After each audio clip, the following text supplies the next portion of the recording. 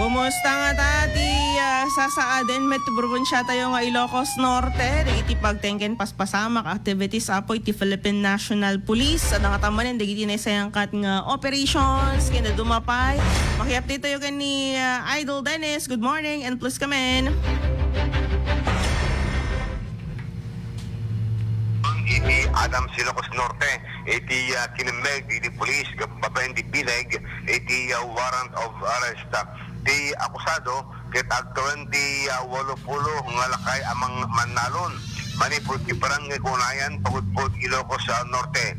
Di bileg, di warrant of arrest, kita Brukat, manipod iti Regional Municipal Trial Court, iti Sinait, Ilocos Norte. Manipod dyan iti June 9, 2029. Kaputi kaso nga pa nagtatakaw Idol Joan.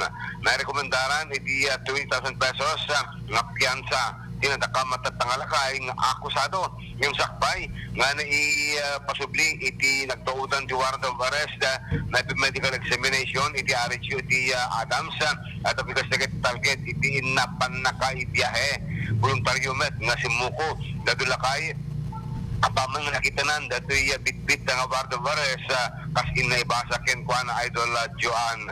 Iti agdama ti lakay ket na pasublin iti mismo nga ilit sinait iti korte nga nagtuodan ti warrant of arrest.